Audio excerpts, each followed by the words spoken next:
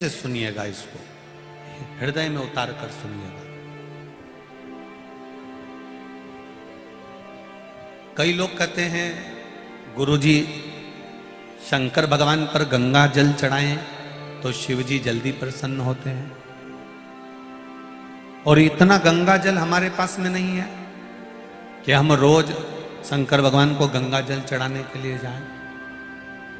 शिव महापुराण की कथा ये नहीं कहती कि आप शंकर भगवान को रोज गंगा जल चढ़ाएं या शिव जी को गंगा जल चढ़ाओगे तो प्रसन्न होंगे। शंकर भगवान की तो कथा कहती है, शिव महापुराण की कथा कहती है, एक लोटा जल जब आप देव अधिदेव महादेव को चढ़ा रहे हो, जो शंकर भगवान से स्पर्श हो गया, शिवलिंग से छू गया, वो जल अपने आप गंगा जल बन गया, अलग से जल गंगा जल नहीं,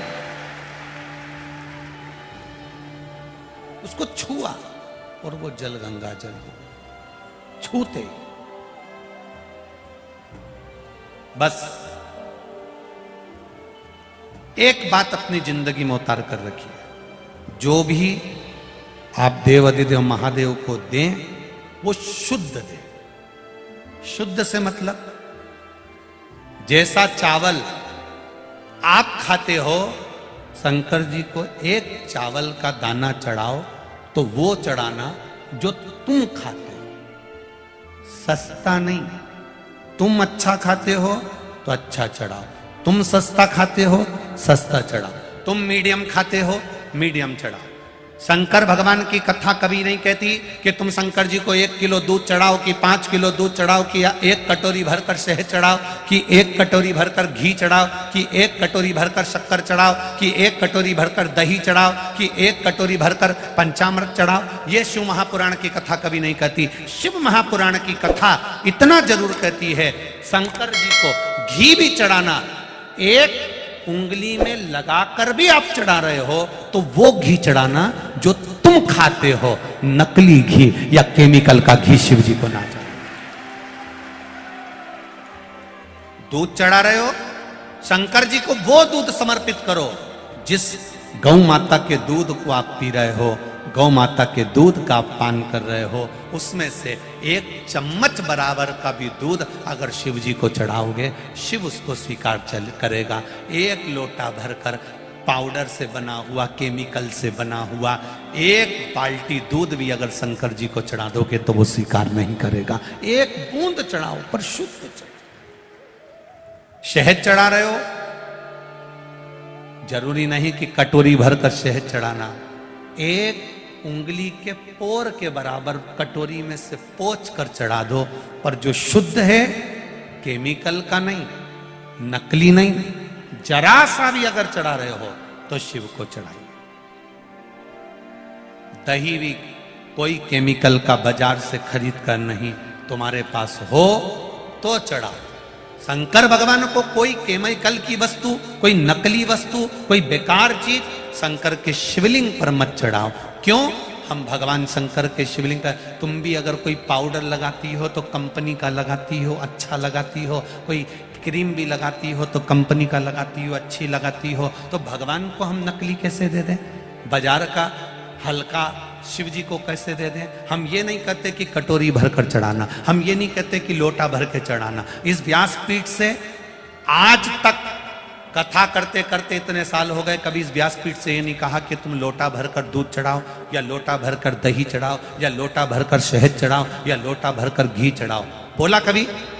किसी ने? इतने सालों से टीवी पर कथा सुन रहे हो, इतने सालों से कभी सुना हो ऐसा बोला हो कि लोटा भर के चढ़ाओ? कभी सुना हुआ? अब हां, दुनिया के लोग भले कुछ भी कह दे, दुनिया के लोगों का तो क्या किसी का मुंह बंद कर सकते हो? माता जानकी के लिए अपशब्द कह दिया, सीता मैया वापिस अयोध्या में आ गई फिर कह दिया, तो दुनिया का मुख तो बंद करना बड़ा कठिन काम होता है। कोई तो कह देगा कि महाराज 50 लाख ले रहा, 60 लाख ले रहा, 70 लाख ले रहा, तो जो दे रहे हैं एक बार उनको लेकर कुबेरेश्वर धाम तो आ जाओ, उनके चरण धोकर हम भी पी लेंगे। जो 50 लाख दे रहा है, 52 लाख दे रहा है, 1 करोड़ दे रहा है, 50 लाख दे रहा है, उनको लेकर एक बार तो कुबेरेश्वर धाम आओ, जिस धाम का नाम कुबेरेश्वर धाम हो, जहां कुबेर खुद लुटाने के लिए बैठा हो, ये पत्र भर भर कर दे रहा हो, तो किसी से मांगकर हम क्यों किसी के सम्मुख में जाएं? एक बात का स्मरण करिएगा, कहने वाला कुछ भी कहे, आग लगे बस्ती में, अपन रहो मस्ती में। शिव की आराधना,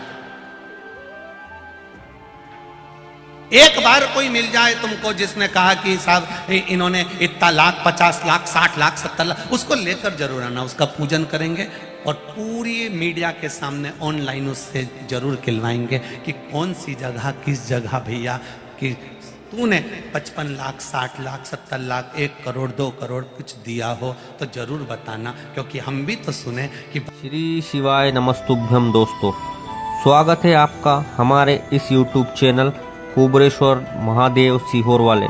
दोस्तों, आपको हमारे इस चैनल पर पंडित प्रदीप मिश्रा जी द्वारा बताए गए सटीक उपाय आपको इस चैनल पर मिलेंगे। चैनल को अवश्य सब्सक्राइब करें। बाबा का इतना बड़ा भगत कहां से आ गया जो इतने लाख दे दिए? हम भी तो देखे उसको, उसके हम भी तो चरण छुए कि उसने इतना दिया।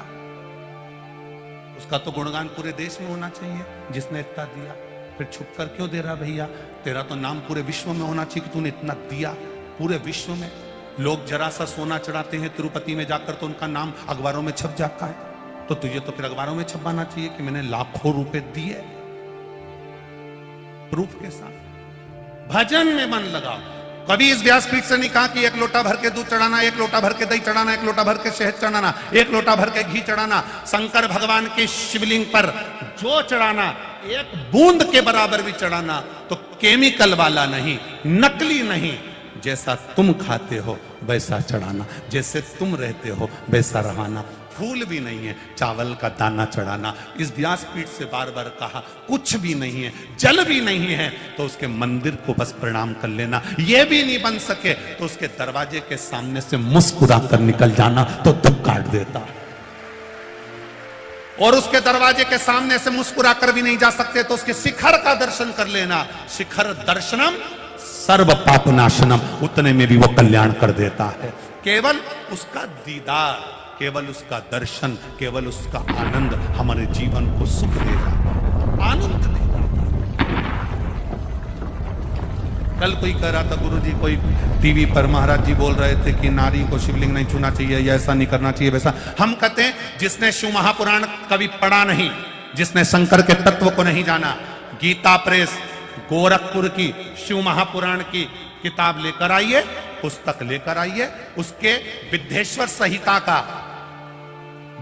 संहिता का 75 नंबर का प्रश्न निकालिए। उसमें एक एक चीज मिल जाएगी कि शंकर को चढ़ा हुआ पदार्थ कैसे खाना चाहिए, शिव जी पे चढ़ा हुआ जल पीने के कितने दोष मिट जाते हैं। शंकर भगवान को जब कोई स्त्री, कोई पुरुष, कोई नारी, कोई बच्चा, कोई बूढ़ा केवल स्पर्श कर लेता है तो 84 लाख योनियों में फिर जन्म नहीं होता है। यह शिव पुराण का है। अब गीता प्रेस गोरखपुर की सुपरांड तो तुम्हें कहीं पे भी मिल जाएगी, बाजार से खरीद लो, मंगवा लो, उसको पढ़ो, उसका स्मरण करो। कहने वाला कहता रहे, महाराज केमिकल की वस्तुएं, नकली वस्तुएं कोई शंकर भगवान पर समर्पित मत करो, क्योंकि शिवलिंग पर जब हम समर्पित करते हैं तो शंकर भगवान को भी कष्ट होता है। शुद्ध चढ़ाओ, 1 दाना चावल का चढ़ाओ। कभी इस व्यासपीठ ने नहीं किया कि 1 बोरी चढ़ाओ या 1 किलो चढ़ाओ या 250 ग्राम चढ़ाओ या 50 ग्राम चढ़ाओ। सुना ना जीजिए तुमने, हमेशा कहा 1 चावल का, बोलो बोलो जम के, दाना।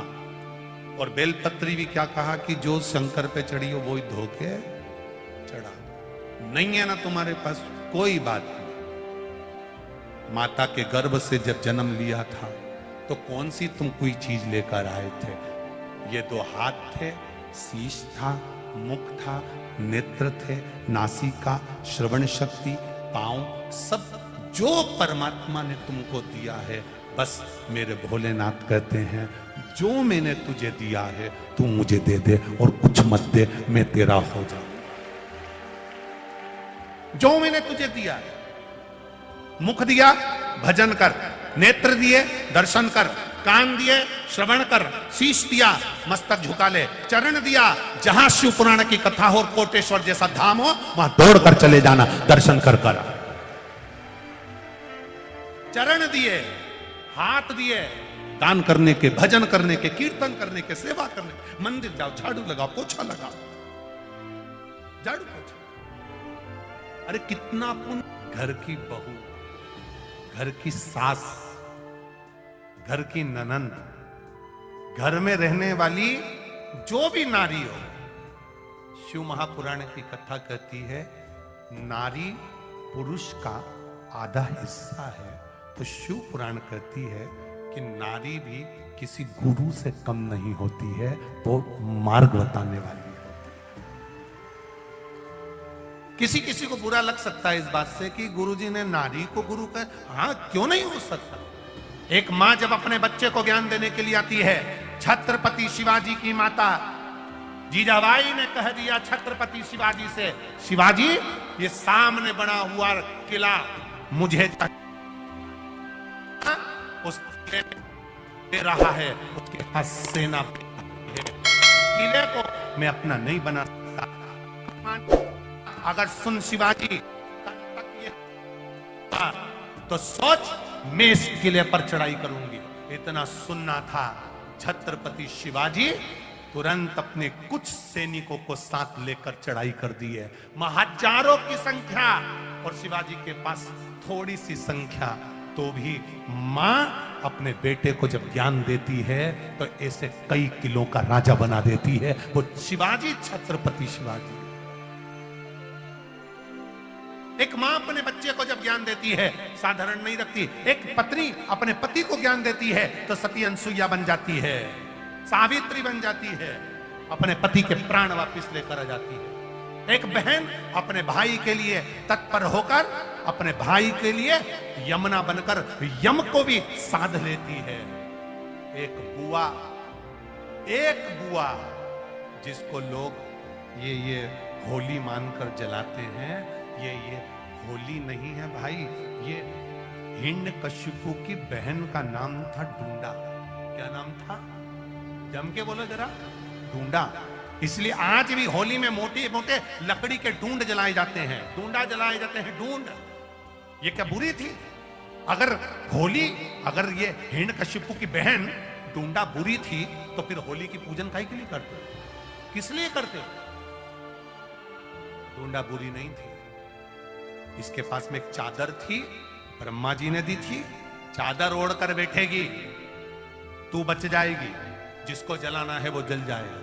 हिरण्यकशिपु ने कहा बहन तेरे भतीजे को जलाना है क्योंकि वो मेरे कहने पर नहीं चलता, तू चादर ओढ़ कर बैठ जाना, गोदी में प्रहलाद को बिठा लेना, तेरा भतीजा जल जाएगा। दुनिया के लोगों ने थोड़ी कहानी को चेंज कर दिया, असली कहानी तक नहीं पहुंचे। शिव पुराण असली कहानी का स्मरण करा रही है। डूंडा, हिरण्यकशिपु कह रहे हैं बहन तू चादर ओढ़कर बैठ जाना, ब्रह्मा जी की दी हुई, तू जलेगी नहीं, तेरा भतीजा जल जाएगा। बहन ने भाई का कहना माना क्योंकि भाई को प्रेम करती थी, स्नेह करती थी। बहन भाई का संबंध होता है, नहीं मानती कहना तो बुरा लग जाता, तो भाई का भी कहना माना। अग्नि में बैठी बहन, चादर ओढ़कर बैठी, प्रहलाद को गोदी में बिठा लिया। चारों तरफ से जब अग्नि लगी तो डूंडा को लगा मेरा भतीजा जल जाएगा। डूंडा ने अपनी चादर उतार कर अपने भतीजे पर डाल दिया और अपने भतीजे को बचा लिया और डूंडा खुद जल गया। इसको कहते हैं बुआ, जो देती है दुआ। बुआ कभी बद्दुआ नहीं देती, अगर बद्दुआ देती तो उसका नाम बुआ नहीं होता, उसका नाम कभी बुआ नहीं होता। उसने अपनी चादर उतार कर अपने भतीजे पर डाल दी, प्रहलाद को बचा लिया, खुद जल गई और जलकर परमात्मा की होली इसलिए हमारे यहां मनाने लगे। जम के बोलो जरा, होली इसलिए हमारे यहां होली मनाते। क्यों मनाते? कभी पूछा तुमने कि ये शाम को ये होली की पूजन क्यों होती है? कभी गांव के लोगों से पूछा तो कहेंगे शाम को पूजन इसलिए होती है होली की। तो शाम को जो पूजन होती है वो डूंडा की होती है, और सवेरे जो पूजन होती है जहां अग्नि जलती है, पानी डालते हैं, पूजन करते हैं, वो कोई साधारण नहीं, वो प्रहलाद की होती है। एक बुआ और भतीजे का ये संबंध है होली का त्योहार, जिसको लोगों ने कह दिया कि बुआ ने अपने भतीजे को जला दिया। अरे सही से कथा को पढ़ो, उसमें चित्त वृत्ति में बैठेगा। एक बहन भाई के संबंध को निभाती है, एक माँ पुत्र के संबंध को निभाती है। एक सास बहू का जो संबंध है उसको लोग नहीं समझ पाते। एक बेटी और पिता का संबंध क्या है उसको लोग समझ नहीं पाते। कई लोग कहेंगे गुरुजी ने नारी को गुरु कह दिया। क्यों नहीं कहेंगे? स्त्री भी गुरु है। एक पति पत्नी का झगड़ा हो गया। झगड़ा ऐसा हुआ कि पति पत्नी ने बोलना बंद कर दिया। पति ने बोलना बंद, ऑफिस चले गया, बात नहीं करे। अब ऑफिस से फोन आया कि रात्रि को 3 बजे एयरपोर्ट पे साहब आ रहे हैं, तुम्हें लेने जाना है। अब पति ने विचार करा, पत्नी से बोलचाल बंद है, जगाएगा कौन? यही सुबह जल्दी जगती थी, मेरे को जगा देती थी। इसने एक पर्ची ली और पर्ची पे लिख दिया कि मुझे 3 बजे रात को जगा देना, और पत्नी के सिराने रख दी। पत्नी के सिराने रख दी। बोलचाल बंद था, दोनों नहीं बोल रहे। सुबेरे उठा पति 7:30 बजे। उठते से देखा तो उसके पास में ऐसी 25 से 30 पर्ची पड़ी हुई थी। ऐसी पति ने खोल कर देखा तो उसमें लिखा था, उठ जाओ 3 बज रही है।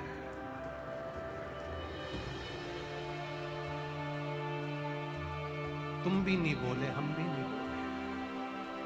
तुमने भी पर्ची रख दी तो हमने भी रख दी। जैसा तुम्हारा गाना वैसा तुरंत पति उठा। 7:30 बजे जो पर्ची का ढेर लगा था, चिल्ला के बोला, तू जगा नहीं सकती थी? पत्नी बोले, तो तुम रात को बोल नहीं सकते थे? तुम बोलते, नहीं जगाती तो बात दूसरी थी। तुम्हारे लिए तो मैं रात भर जग